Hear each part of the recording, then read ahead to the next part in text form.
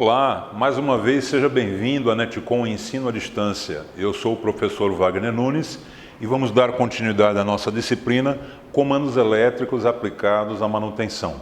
E hoje vamos tratar da parte de acionamento, os elementos de acionamento. Extremamente importante esse conteúdo para a nossa compreensão no formato de acionamento de sistemas de potência. Vamos dar início então? Pois bem, vamos entender que toda a parte de acionamento de sistemas de potência tem como princípio a proteção do operador. E ele gera uma condição de operação básica. A gente vê o desenho ao lado, onde dá essa ideia do que seria essa seção de acionamento que nós vamos levar em consideração.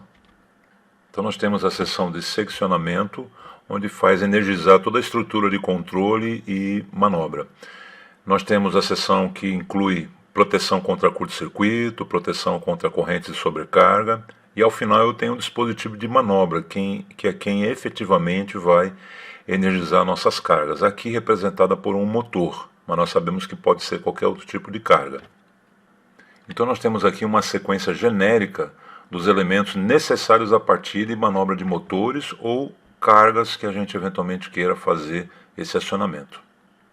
Então é importante a gente ter em mente que o que nós vimos é elementar, é uma situação onde a gente vai sempre encontrar, por mais que haja elementos adicionais, diferenças de ligação, mas no final das contas a preocupação é exatamente energizar uma carga.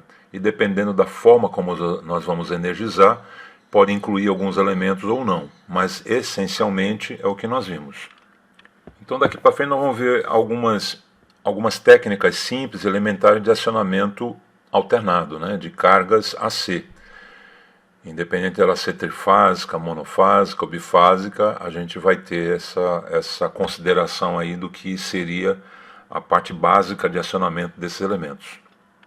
Então uma das formas de acionamento de motores elétricos ou cargas elétricas é por lógica de relé. Então os motores podem possuir 6 terminais com terra de proteção para ligações estrela e triângulo, fixa e variável, e 6 ou 12 terminais, aí depende do modelo, do tipo do motor, para fazer as ligações estrela ou triângulo série ou paralelo. E a gente precisa lembrar que o instante mais crítico na partida de um motor é sempre o momento em que ele vence a inércia, porque ele estando no estado inicial, que ele não está energizado, a gente vai colocar a energia dele para ele começar a rodar, ele tem que vencer essa inércia, e para isso ele consome energia. Então passa a ser um momento crítico, onde há uma elevação muito grande de energia, de consumo de energia. Então nesse momento ocorre uma geração de pico de corrente, que é chamada de inrush, que pode chegar de 6 a 8 vezes a corrente nominal de um motor. Então a gente vê que o momento de partida realmente passa a ser bastante crítico, pelo nível de corrente que pode se chegar naquele momento de partida. Então, dependendo dos elementos que nós vamos utilizar, eles podem enxergar que essa corrente elevada seja uma corrente de curto-circuito ou uma situação de sobrecarga. Então, nós temos que fazer exatamente a adequada escolha desses elementos e parametrizar de forma adequada para que esse momento inicial ele não seja considerado dessa forma e atue assim os elementos de proteção. E nós também temos que entender que essa corrente elevada de partida, ela percorre os cabos que estão na nossa estrutura de instalação. Então, esses cabos também têm que ser dimensionados de maneira a suportar um valor de corrente bastante extremo e não essencialmente calculado ou dimensionado para a corrente nominal. Tudo isso tem que ser levado em consideração num projeto como esse. Então, nós vamos ver um pouco dos critérios de dimensionamento de partida de motores. E existem diversos métodos de partida para os motores elétricos e segue assim, na sequência, os principais critérios para se considerar na escolha dos mais apropriados para cada aplicação.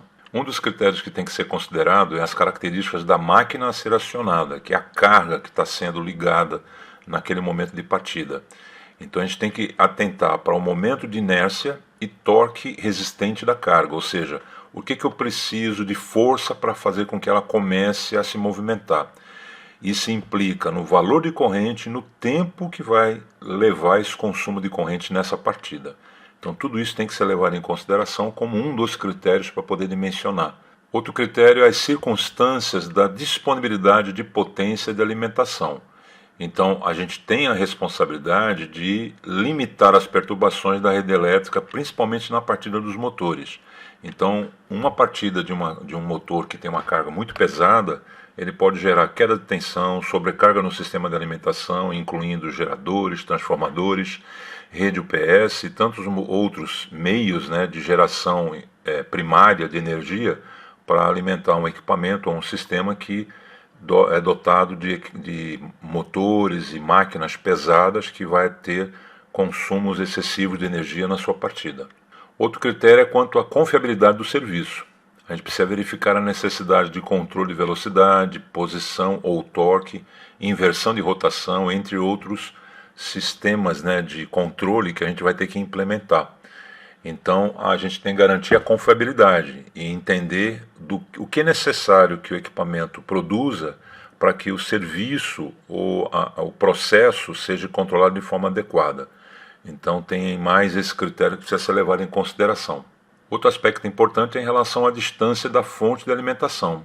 Devido à queda de tensão em regime normal de operação, verificar a distância entre o equipamento e a fonte de energia, porque nós temos que calcular, dependendo da distância, o dimensionamento do cabo para a gente não colocar nesse sistema uma queda de tensão adicional em função do cabo muito fino, né? Então a gente tem que levantar todas essas informações para poder adequar o processo. Nós entendemos que esses critérios eles são levantados na fase de projeto, mas quando a gente se envolve em manutenção e a gente se depara com situações em que o sistema para e a gente precisa colocá-lo para rodar, a gente tem que lembrar que a substituição de alguma contatora, de algum cabo, de algum sistema, tem que ser levada em consideração a substituição correta, em virtude exatamente de que ele foi dimensionado de forma adequada àquela realidade do teu equipamento.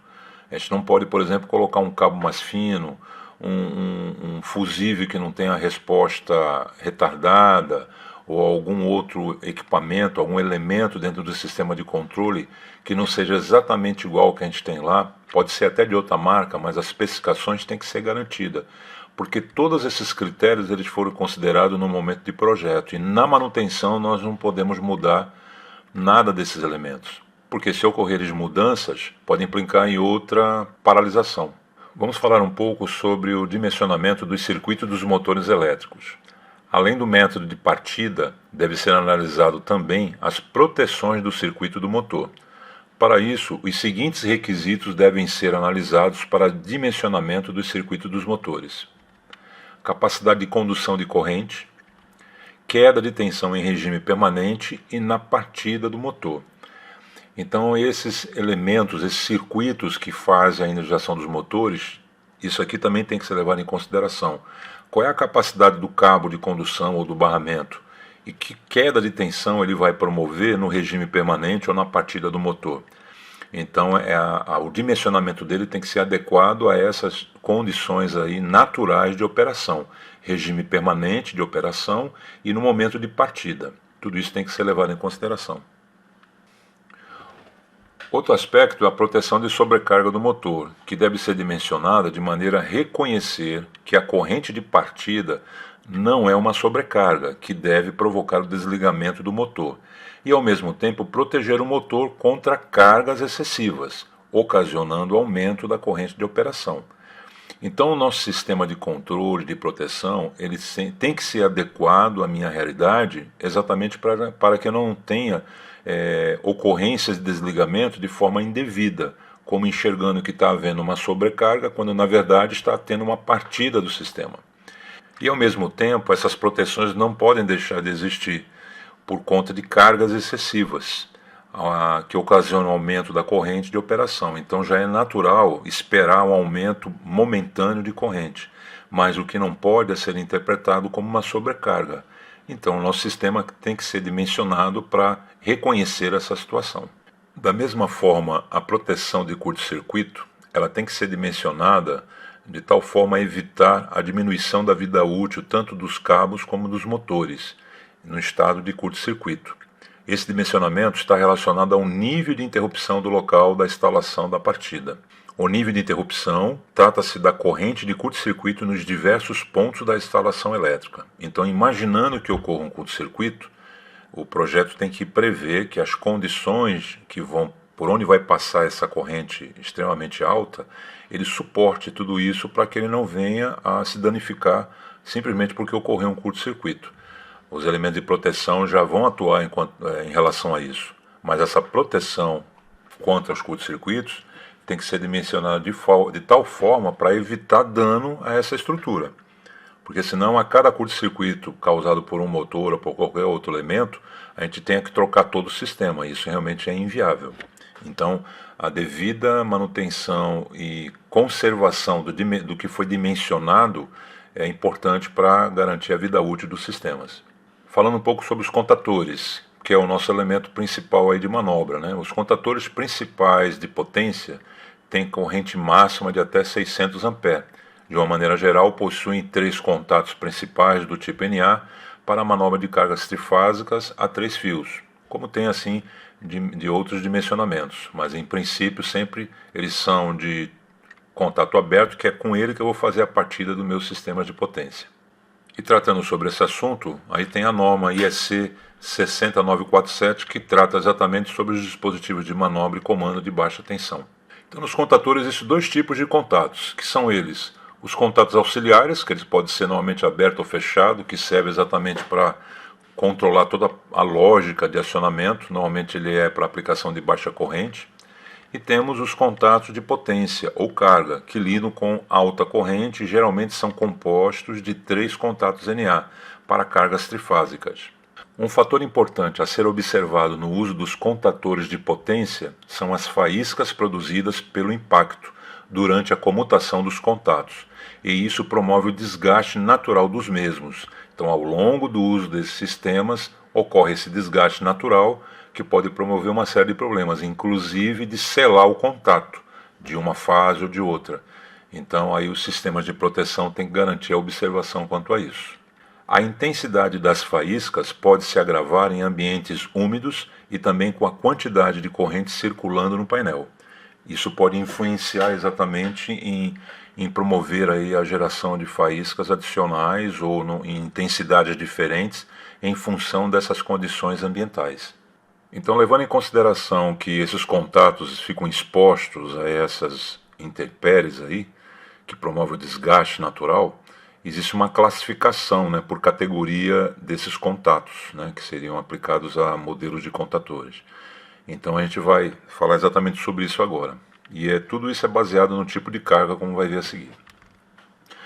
Então existe o AC1, é aplicado em cargas ômicas ou pouco indutivas, como aquecedores e fornos à resistência. Em sua categoria, os contatos deverão trabalhar na abertura e fechamento de alimentação do circuito com corrente igual à corrente nominal do circuito. Então, sendo a carga resistiva ou pouco indutiva, a gente pode aplicar contatores que tenham essa classificação aí AC1, porque eu vou dimensioná-lo com base na corrente nominal. Então, a categoria de contatores AC2 é para acionamento de motores de indução com rotor de anéis, comum de ser utilizado em equipamentos para mineração, guindastes, talhas, pontes rolantes, entre outras aplicações. Nessa categoria, o contator deve suportar 2,5 vezes a corrente nominal do circuito para os momentos de manobra, ou seja, abertura e fechamento da alimentação da carga. Então já percebe que o dimensionamento de corrente que nós vamos dar à contatora para esse tipo de classificação AC2 já precisa ser levado em consideração 2,5 vezes o valor da corrente nominal. Então por aí a gente já tem uma referência interessante que nós temos que levar em consideração. Então a categoria AC3 é para aplicação de motores com rotor de gaiola em cargas normais, como bombas, ventiladores e compressores. Esse é o mais comum que existe no mercado. Essa categoria determina que o contator deve suportar no momento do fechamento correntes de 5 a 7 vezes a corrente nominal do circuito. Então a gente percebe o seguinte, que se eu for na loja pedir uma contatora, provavelmente ela vai vir nessa categoria, que seria o AC3, porque é o mais comum. Então, dependendo da nossa necessidade, a gente precisa especificar essa categoria para fazer a aquisição correta. até mesmo buscar no almoxarifado para uma eventual manutenção e substituição. Nós temos que entender que as categorias têm uma razão de ser e prever a durabilidade da própria contatora, né, em função da carga que ela está comandando. Então esse é um detalhe que às vezes passa desapercebido na manutenção. Durante o processo de reparo ou de substituição eventual, a gente tem que analisar qual é a categoria que está sendo utilizada, porque nem sempre a gente tem disponível a mesma marca, né? Podemos ter até a mesma corrente nominal, mas a gente tem que ter atenção também à sua categoria, para poder adequar de forma correta aí a substituição. E por último nós temos a categoria AC4, é para manobras pesadas, como acionar o motor de indução em plena carga, reversão em plena marcha e operação intermitente. Para isso é determinado que essa categoria de contatores deverão ser capazes de suportar de 5 a 7 vezes a corrente nominal do circuito, tanto para abertura como fechamento dos contatos, por onde passa a alimentação da carga. Então ele tem semelhança em relação a essa faixa de corrente, em relação ao AC3, mas o AC4 já leva em consideração que está em plena carga. Então é como a gente fala aqui, que são manobras pesadas para garantir a durabilidade desses contatos. Então a gente chama atenção sobre essas categorias para muni-los dessa informação e poderem, numa eventual manutenção, fazer a substituição adequada. E aí nós temos só uma representação do que seriam esses contatos, né? E aí, obviamente, a parte mecânica, construtiva deles se altera dependendo dessa categoria. E os materiais aplicados na constituição, né, desses contatos. Eles têm algum aprimoramento de materiais para dar uma durabilidade maior e suportar manobras mais pesadas ou mais leves conforme a necessidade. Ok, chegamos ao final do nosso módulo 3. Espero que vocês tenham gostado e se prepare para o nosso próximo encontro. Até mais!